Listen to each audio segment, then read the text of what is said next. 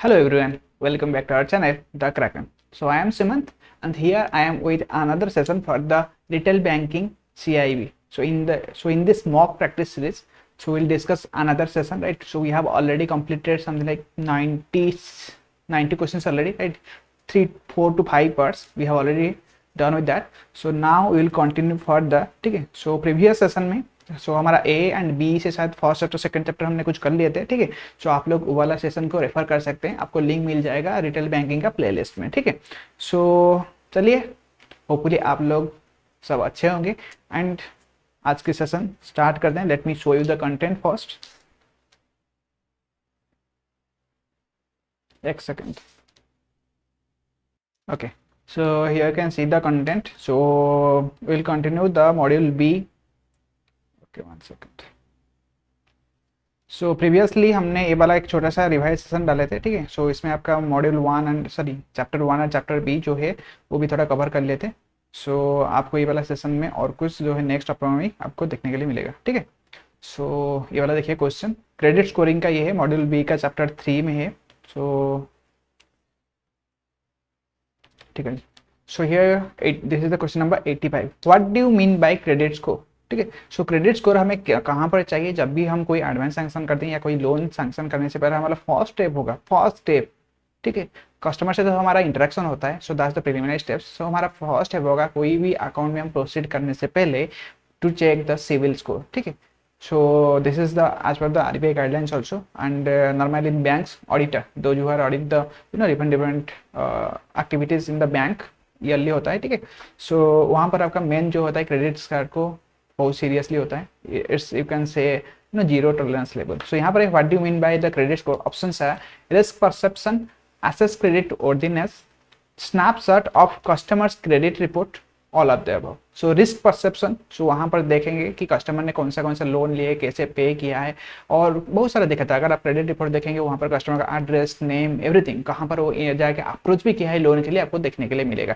और वहाँ पर क्या क्या कितने पीरियड में वो बाई चांस डिफॉल्ट में हुआ होगा, कितने पीरियड में उसका जो है ना आपका जो हमारा एनपीए का डिफरेंट लेयर्स होता है। सो सब स्टैंडर्ड उसका अकाउंट है या नहीं, प्रीवियसली वो टाइमली रीपेमेंट किया है नहीं, आपको सब कुछ पता चल जाएगा, ठीक है। सो यहाँ पर रिस्क परसेप्शन ये भी, और नेक्स्ट है assess credit worthiness. So risk perception भी हम वहाँ पर जान सकते हैं, एसेस क्रेडिट वर्दीनेस। अगर कस्टमर अच्छे से पेमेंट किया है, टाइमली पेमेंट किया है, देन वो हम ये एश्योर कर सकते हैं कि कस्टमर का रीपेमेंट कैपेबिलिटी अच्छा है एंड उसका जो इंटेंशन इज ऑल्सो गुड। सो एक कस्टमर हम उसको गुड बोलते हैं। सो नेक्स्ट है snapshot of customer credit report. Obviously previously वो कितना क्रेडिट लिया है, क्या क्या लिया है, उसका भी एक स्नैपशॉट, मतलब एक समरी जैसा आप बोल सकते हैं कि आपको फुल डिटेल्स में मिल जाए कि कौन सा बैंक को अप्रोच किया है, ठीक है। सो ये वाला जो है इसका जो आंसर है ऑल ऑफ द अबव, ठीक है।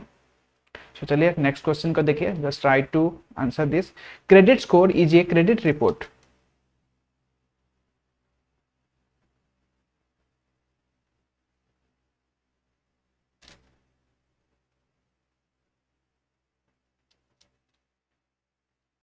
So credit score is a credit report turns the information with 3-digit number representing the amount of risk to a particular transaction. What is the 3-digit score? ठीक है। सो यहाँ पर देख सकते हैं कितना है उसका क्रेडिट जो है, ये credit report turns the information with 3-digit number representing the amount of risk to a particular transaction, ठीक है। सो क्रेडिट स्कोर मतलब जो भी हमारा होता है ना क्रेडिट स्कोर सिविल, ठीक है। सो यहाँ पर जो है what is the 3-digit score particular turns the information with 3-digit number represents the amount of risk to a particular transaction. तो what is the 3-digit score? so 300, 600, 900, 990। सो अगर कस्टमर को हम बोले कि उसका अच्छा वाला है, सो यहाँ पर इसका जो आंसर हो जाएगा 900, ठीक है। सो नॉर्मली अभी क्रेडिट स्कोर अगर हम सिविल का बात करें, यहाँ पर कम भी होता है, ऐसा नहीं कि 900 ही ओनली होगा। सो what is that 3-digit score? सो यहाँ पर आप ये वाला भी देख सकते हैं कि इसका जो स्कोर है। सो नाउ आप ये क्वेश्चन को सही हो गया, ठीक है। सो थोड़ा था अलग था, डिफरेंट क्वेश्चन था, पर जो इसका एज पर द बुक जो हमारा सही क्वेश्चन है इसको आप देख सकते हैं। सो इसको हम ऐसे बोल सकते हैं कि क्रेडिट स्कोर जो है वो हमारा जो जितना भी इंफॉर्मेशन है उसको 3-digit नंबर में कन्वर्ट कर देता है। So as per this what is the, हम जो क्वेश्चन रहेगा उसका ये रहेगा what is that 3-digit score range. So एक रेंज में डिवाइड करता है, मिनिमम तो आज पर हमारा जो है ना, आप हमारा जो अभी क्रेडिट स्कोर कौन देता है, दैट इज समथिंग लाइक कौन देता है, सिविल ट्रांस यूनियन, ठीक है। सो ये जो सिविल ट्रांस यूनियन जो इसका रेंज बना है वो कौन सा है, 300 टू 900, 600 टू 900, 100 टू 900, 500 टू 900। अगर किसी का कोई भी मतलब नहीं होगा रिपोर्ट देना पे उसका आ जाएगा शायद उसका ना -1 में आ जाता है, ठीक है। कोई भी आपका अगर वो अनेबल टू फेस कर सकता है। सो इसका जो है क्वेश्चन इसका जो आंसर रहेगा 3G रेंज, सही आंसर है 300 टू 900। सो मिनिमम आपका 300 में वो आ जाता है, 900 उसका मैक्सिमम स्कोर वो देता है, ठीक है। सो जिसका जितना अच्छा स्कोर होगा उसका उतना क्रेडिट जो है वर्दीनेस अच्छा है, रिपेमेंट कैपेबिलिटी हम वहाँ से देख सकते हैं। सो आज पर the credit CIBIL union, credit TransUnion, ये जो 3 डिजिट स्कोर रेंज है, क्रेडिट स्कोर रेंज है, दैट इज 300 टू 900 है। सो ऑप्शन है 300 to 900, 600 900, 100 900, 500 to 900, but the correct answer is 300 to 900, ठीक है। तो चलिए नेक्स्ट क्वेश्चन देखिए, what kind of risks are common in retail banking. So retail banking में कौन सा वाला जो है रिस्क जो कि कॉमन है, बहुत ज़्यादा कॉमन है, आप देख सकते हैं। सो इसका जो आंसर रहेगा option are credit risk, business risk,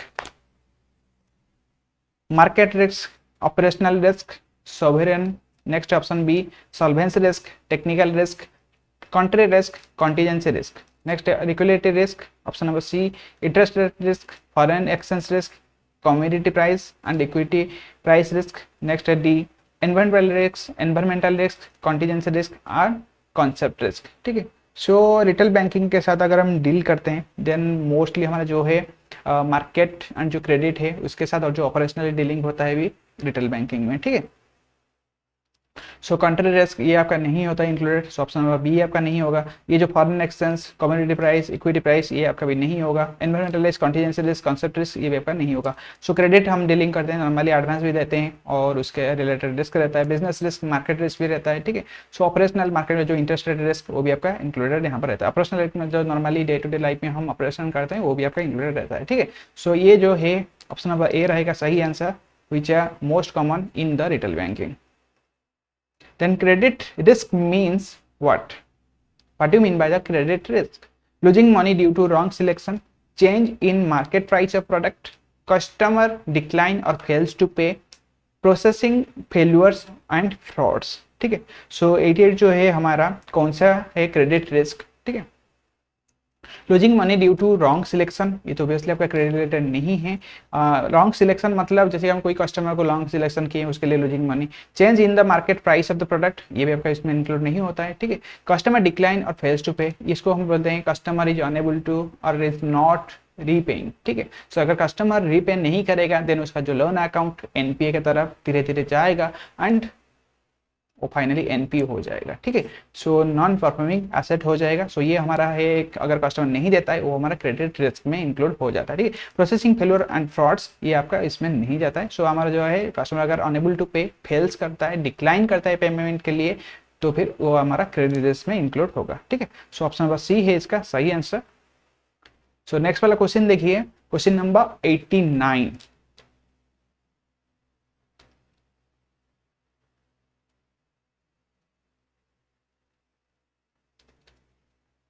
See, market risk means risk arises from adverse changes in market variables. What are those variables? So market risk मतलब क्या होता है, जब आपका कुछ adverse changes होता है और कुछ unexpected changes होता है in the market variables. So ये जो market variables हम बोलते हैं इसमें क्या include होता है? ऑप्शन देखिए, interest rates, foreign exchange rates, equity price, ठीक है, liquidity, commodity price, funding risk, time risk और कॉल रिस्क,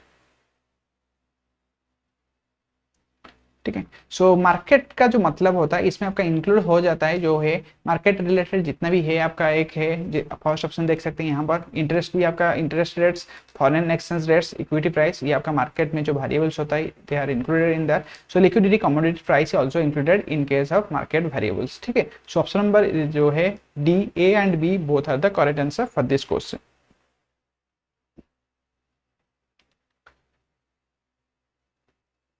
सो नेक्स्ट वाला क्वेश्चन देखिए,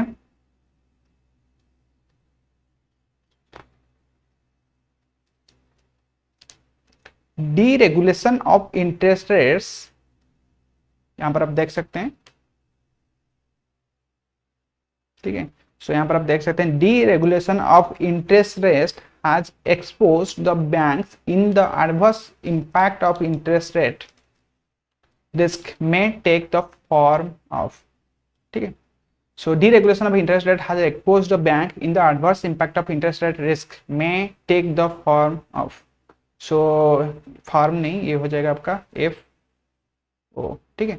सो may take the form, जब हम ये जो deregulation of the interest rate हो गया है, सो यहाँ पर आपका बैंक्स को है एक एडवर्स इम्पैक्ट जो इंटरेस्ट रेट रिस्क में डाल सकता है। सो इसमें कौन सा वाला इंक्लूडेड हो सकता है, देखिए फर्स्ट वाला ऑप्शन, गैप और mismatch in off balance sheet items, basis risk, embedded option risk, operational risk, solvency risk, technical risk, country risk, environmental risk, contingency risk, and option number B and C both, ठीक है।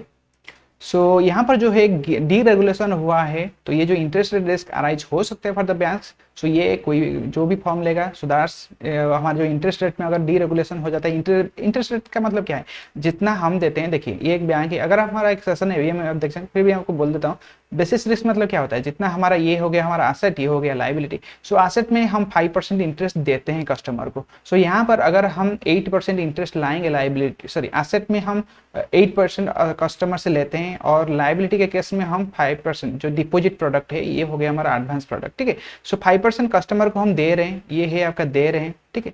So next second,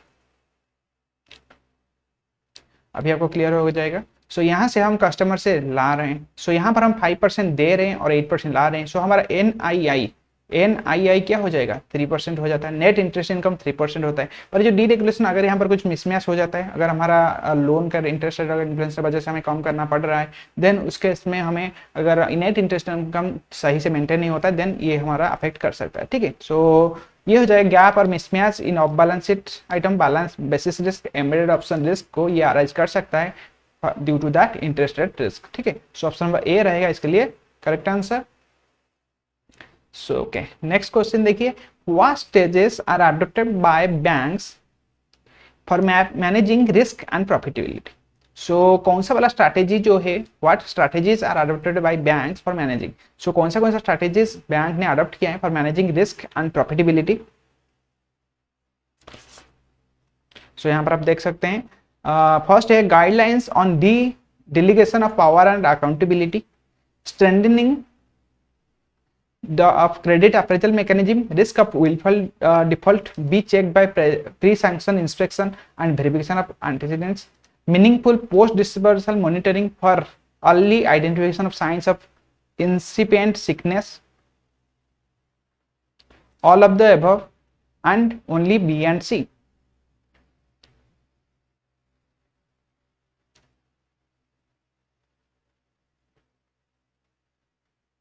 So what are strategies adopted by the banks for managing risk and profitability, ठीक है। सो जो है जितना भी risk है, अगर क्रेडिट मैनेजमेंट का रिस्क अगर बात करें, क्रेडिट को अवॉइड करने के लिए, या हम अवॉइड तो क्या कैसे कर सकते हैं, जब हम कस्टमर के साथ डील करते हैं, हम तो उससे बात कर रहे हैं, ठीक है, जितना हमें हो सके हम उसका इंस्पेक्शन करेंगे, उनका क्रेडिट स्कोर चेक करेंगे, ठीक है।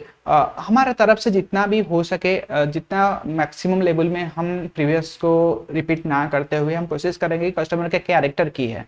सो ये जो है रिस्क, हमारा जो कस्टमर, अगर कोई भी हम लोन देते हैं, वो एनपी होगा या नहीं, आप ऐसे बोल नहीं सकते, कस्टमर से बात करेंगे, उसका इंटेंशन से पता चल जाता है बातों से कि इसका क्या इंटेंशन है, ठीक है। सो फर्स्ट यहाँ पर देखिए, मेन इंपॉर्टेंटली जो है, जो भी स्ट्रेटेजी ने अप्लाई किया है for managing the risk and profitability, strengthening the credit appraisal system, जितना भी credit appraisal system, all factors को कंसीडर करके एक्चुअली कस्टमर इसके लिए जितना अमाउंट है उसके लिए एलिजिबल है या नहीं, सो उसको हम क्रेडिट अप्रेजल बोलते हैं। सो उस सिस्टम को बहुत अच्छे से मैनेज किया है, बहुत अच्छे से डीपली जाते हैं कि उसका कितना क्या गया, कैसे आइडिया फाइल करता है या नहीं, और उसका जो है उसका कितना डिडक्शन और आफ्टर डिडक्शन कितने अमाउंट के लिए एलिजिबल हो रहा है, सबको हम देखना पड़ता है। सो इसको भी स्ट्रेंथनिंग किया गया है। Risk of wilful default will be check by by pre sanction inspection and verification of antecedents. That means हमारा उसका जो प्रीवियस हिस्ट्री क्या है और प्री इंस्पेक्शन, अगर कोई हम बिजनेस देते हैं कोई बिजनेस, उसका हम जाके चेक करना होगा कि उसके पास एक्चुअली जितना वो मटेरियल शो किया है, उसके पास जितना भी वो अपना जो है ना, अगर कंटिन्यूस बिजनेस कर रहा है तो उसका जितना स्टॉक दिखा है वो अवेलेबल है या नहीं, ठीक है। और अगर कोई फिक्स्ड एसेट दिखा है वो भी उसका अवेलेबल है या नहीं, हम बिल चेक करते हैं, उसका बिजनेस कैसे कैसे डील करता है। सिर्फ अगर उसके पास स्टॉक से सेल नहीं हो रहा है तो देन ये लोन हमारा जा सकता है। तो उसके इसमें हम देखेंगे कि उसका मार्केट में कैसे बिजनेस होता है, कौन कौन से क्लाइंट के साथ वो डील करता है, तो वो भी सब हम चेक करना पड़ता है, वो हमारे प्री इंस्पेक्शन रिपोर्ट में इंक्लूड हो जाता है। और जो है यहाँ पर देखिए meaningful post disbursal monitoring for early identification signs of intelligent sickness. So इसका मतलब है जब हम लोन को दे देते हैं, ठीक है, जब हम जो भी हम एडवांस कस्टमर के अकाउंट में क्रेडिट कर देते हैं, डिस्बर्स कर देते हैं टेक्निकल टर्म में, सो उसके बाद भी हमें पोस्ट मॉनिटरिंग करना पड़ता है, बड़े बड़े अकाउंट में आके देखना पड़ता है कि कहाँ पर उसका एनईएफटी आरटीजीएस में पैसा भेज रहा है। क्योंकि ये जो बिजनेस हम बड़ा बड़ा लोन देंगे ना, ठीक है, सो अगर बड़ा बड़ा लोन को छोड़िए, छोटा छोटा लोन में भी हमें पोस्ट डिस्पर्सल, एक छोटा सा एग्जाम्पल देते हैं हाउसिंग लोन में, ठीक है। हाउसिंग लोन में अगर कस्टमर को हम दिए हैं होम कंस्ट्रक्शन के लिए, ठीक है, अगर वो लाके अपना बिजनेस में अप्लाई कर रहे हैं तो उसके लिए हमें पोस्ट डिस्बर्समेंट वेरिफिकेशन मॉनिटरिंग करना जरूरी है। क्योंकि यहाँ पर हमें देखना है कि अमाउंट का प्रॉपर यूटिलाइजेशन हुआ है नहीं, diversion fund of also not allowed, ठीक है, तो उसको भी हमें चेकआउट करना पड़ता है। क्योंकि जो भी पर्पज के लिए आप लोन लेते हैं उसी पर्पज के लिए आपको यूज करना होगा as per the RBI guidelines, ठीक है। सो इसका जो आंसर हो जाएगा more accurately option number B and C are correct. क्योंकि अगर नहीं यूज करता है देन ये रिस्क को इंप्लाइज करेगा। हाउसिंग लोन लिया है, हमारे पास हाउस का मॉर्गेज रखेगा, मतलब रख के लिया है, अगर वो उसी में इन्वॉल्व नहीं करेगा, बिजनेस में डाल दिया, बिजनेस में उसका लॉस हो गया देन तो गया ना, ठीक है। देखिए हमारे पास सिक्योरिटी है हाउसिंग का, पर मेन पॉइंट ये है हम रिकवरी तब करेंगे ना, अभी रिकवरी तब करके जब एनपीए होगा ना, तो एनपीए होने के बाद जो रिकवरी प्रोसेस होता है ना बहुत ज्यादा हाई है, ठीक है। सो इससे अच्छा है कि आप पहले से ही मेक श्योर कर लीजिए कि ये वाला लोन एनपीए की तरफ जाएगा क्यों, ठीक है। सो सही से यूज करो, घर करेगा तो उसका वैल्यू रहेगा। अगर आप लैंड को बेचेंगे, अगर आप हम सरफेस एक्ट के अंदर उसे बेच रहे हैं, सिंपल लैंड को बेचेंगे और हाउस को बेचेंगे, दोनों के बीच में डिफरेंट है ना। So you need to take care of all those things, ठीक है। सो ऑप्शन नंबर ई जो है मोर एक्यूरेट रहेगा फॉर दिस क्वेश्चन। सो यहां पर देखिए in credit scoring credit information bureau, in credit scoring credit information bureau what highest weightage is given to which item, ठीक है। क्रेडिट स्कोरिंग में कौन सा वाला आइटम को बहुत ज्यादा हाईएस्ट वेटेज मिला है? Payment history, amount owned, amount owed and length of credit history, type of credit in use, ठीक है। सो हमारा हाईएस्ट जो वेटेज मिलता है क्रेडिट स्कोरिंग में उसका रीपेमेंट कैपेबिलिटी, पेमेंट हिस्ट्री, ठीक है। पेमेंट हिस्ट्री कैसा है, ठीक से पेमेंट किया है या नहीं, टाइमली पेमेंट किया है या नहीं, क्या क्या है सब कुछ शो करता है, उसी को हमारा ज्यादा हाईएस्ट मिलता है priorities weightage. Option number A है इसका करेक्ट आंसर। सो नेक्स्ट वाला क्वेश्चन देख सकते हैं, in credit scoring model used by CIBIL TransUnion what attributes are used, क्या क्या एट्रीब्यूट्स जो है सिविल ट्रांस यूनियन में यूज्ड होता है। यहाँ पर ऑप्शन नंबर ए देखिए क्रेडिट यूटिलाइजेशन, सी सिविल को आप अगर देखेंगे उसको एनालाइज करेगा उसी में आपका सब कुछ दिख जाएगा, ठीक है। थोड़ा बहुत इधर उधर होता है पर हम देख सकते हैं, आपको अगर कोई आपका लोन अप्रोच करने आता है देख लीजिएगा कि उसका क्रेडिट किस किस को अप्रोच किया है, ठीक है। क्योंकि कोई भी बैंक हो उसको भी सबको सिविल चेक करना होता है, और जब भी सिविल चेक होता है तो वहां पर ये मेंशन हो जाता है कि ये वाला बैंक को कस्टमर ने अप्रोच किया है, ठीक है। और भी थोड़ा एक है बहुत ज्यादा अच्छा होता है कि अगर उसका एड्रेस भी देखना होता है कि एड्रेस क्या दिया है, कितना चेंजेस किया, अगर कोई कस्टमर ज्यादा से ज्यादा एड्रेस भी चेंज किया है देन वहां पर भी थोड़ा बहुत हमें केयरफुल हो जाना चाहिए, ठीक है। सो ठीक है, क्रेडिट यहाँ पर देखिए क्या क्या एट्रीब्यूट्स है, credit utilisation by customers, payment history, whether any defaults made, both A and B, and having craving for credit enhancement, ठीक है। सो कौन सा को हमने एट्रीब्यूट्स इंक्लूड किया गया है सिविल ट्रांस यूनियन में, ठीक है। सो यहाँ पर है देखिए credit utilisation by the fund कि कस्टमर ने कितना कितना क्रेडिट यूटिलाइजेशन किया है, पेमेंट हिस्ट्री क्या है उसका, एनी डिफॉल्ट किया है या नहीं, ठीक टाइम से रीपेमेंट किया है या नहीं, सब कुछ वहां पर इंक्लूडेड रहता है, ठीक है। सो इसका जो आंसर है option number both A and B is the correct answer for this question. So next वाला क्वेश्चन देख सकते हैं, for a good credit score which indicators should be seen. So for a good credit score, which indicator should be seen?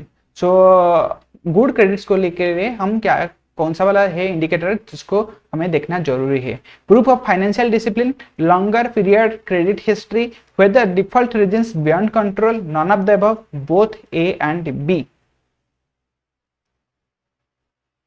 सो जब हम credit score को देखते हैं तो main importantly proof of financial discipline, longer period credit history, इसको भी हमें ये जो इसको भी हमें देखना पड़ता है। Whether default reasons beyond control, so ये भी हमें देखना पड़ता है कि देखिए डिफॉल्ट कोई कस्टमर जो होता है किसी का जेन्युइन मतलब रीजन भी होता है, ठीक है। सो उस केस में एज ए बैंकर हम अगर देखें तो हम कुछ ना कुछ उनसे मतलब सॉल्यूशन निकाल देते हैं। डिफरेंट हो जाता है, पता चल जाता है कौन सा कस्टमर विलफुल है, कौन सा कस्टमर का जेन्युइन रीजन है, ठीक है। सो जेन्युइन रीजन के लिए हम कुछ ना कुछ निकाल देते हैं अपना हायर अथॉरिटी से बात करके। पर यहाँ पर कस्टमर का कोऑपरेशन चाहिए, कस्टमर आगे हमारे साथ डीलिंग करना चाहिए। अगर वो मिलेगा ही नहीं, इंटेंशनली करेगा, देन यू हैव टू पे, ठीक है। सो यहाँ पर जो है इसका correct answer proof of financial discipline, longer period credit history, सब कुछ यहाँ से पता चल जाएगा कि उसका क्या है। वहाँ से आपको अगर अच्छे से पेमेंट किया, whether default reasons beyond control, then हमें रीशेड्यूल करके उसको मैनेज कर देते हैं, टाइम ले आके वो पेमेंट कर सकता है, ठीक है। सो इसका जो आंसर रहेगा फाइनेंशियल डिसिप्लिन भी हम चेक करते हैं for the good credit score. So यहाँ पर रहेगा option number A and B the correct one. Okay, 95 question. You can see discuss the warning signal in credit score.